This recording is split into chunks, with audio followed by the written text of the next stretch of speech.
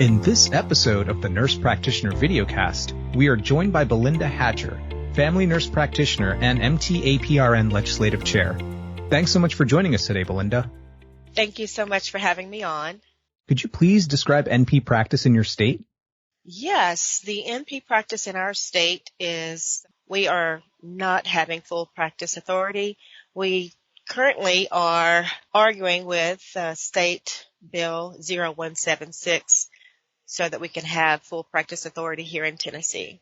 Can you discuss your NP subspecialty a bit? Yes, of course. My subspecialty right now includes internal medicine, primary care, addiction medicine, as well as mental health. So those are the areas that I am most interested in. How has your personal NP journey been so far?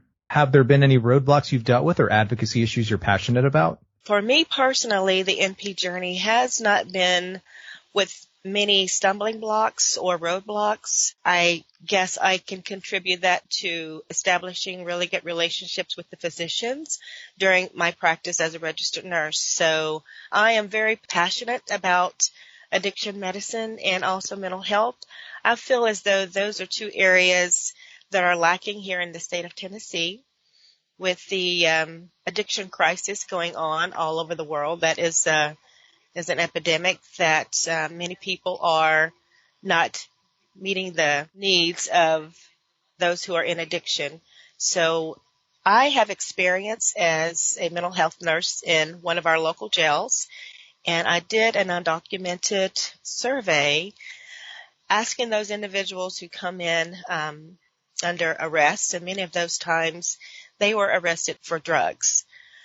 So in my conversations with those individuals, they were lacking in so many different types of resources. Once they were released from jails, they had no other options, homes, foods, transportation, job services, support systems. So I kind of took that to heart and came up with an idea that I would someday, in 2024, will be able to provide those individuals with those different types of services, not just focusing on their addiction, but also focusing on the mental health, the primary care, finances, child support, payments, any legal issues that they may have that will hinder them from moving forward and being a productive citizen.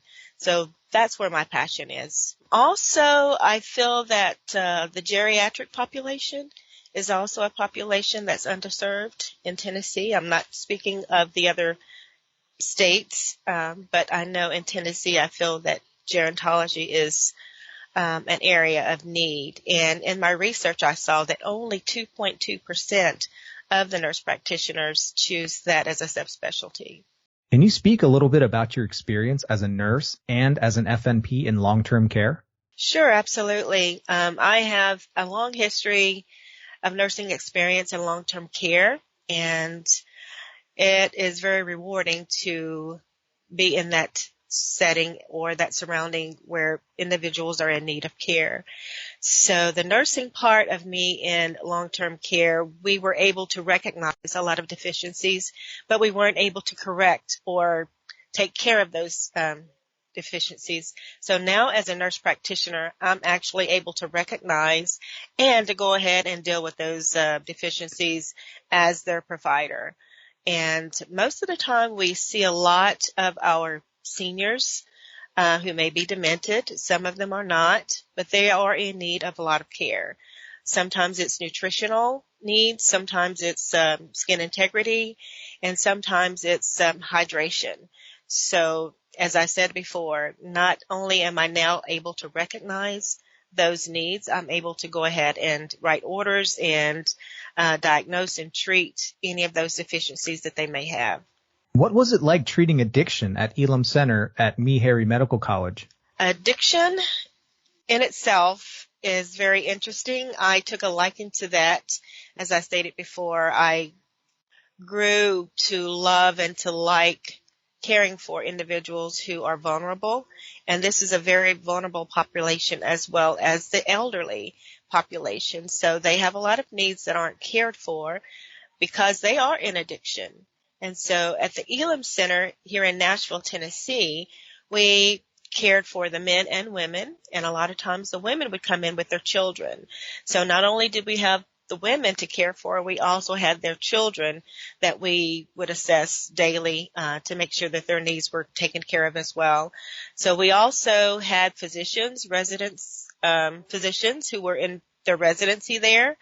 To back up a little bit, Meharry Medical College is a teaching college, so we had access to all different types of physicians there, psychiatrists, residents, physicians in their residency, and also primary care physicians as well. So it was very interesting watching them go through the motion of detoxing and identifying their health needs and taking care of those health needs too as well, because they had been neglected for the time that they were in addiction. So it was very interesting, and as I said before, it is something that I really take to heart, people who are vulnerable and who are needing help in these different types of situations. Finally, can you tell us about your mental health experience at Elam Center and Wilson County Correctional Facility? Yes, so I'd like to start speaking about my experience at the Wilson County Correctional Facility first. I was the mental health nurse there for about a year before I decided to go for my master's degree in nursing. I was the only person in that department, but I was partnered with a psychiatrist, Dr. Adetunji. He would come on Thursdays, and he and I would round on the most critical inmates there. So during my time there, I had a chance to counsel the inmates as they came in addiction, and they detoxed there as well. So they just needed support. And again, I would ask them what were their needs that were not met when they were sober and went back into society. So they gave me a number of things. As I said before, support for their mental health, also jobs, housing, transportation, food, reconciling broken relationships. So I took that to heart again and decided that that is something that I would like to provide for these individuals coming to you in the year of 2024.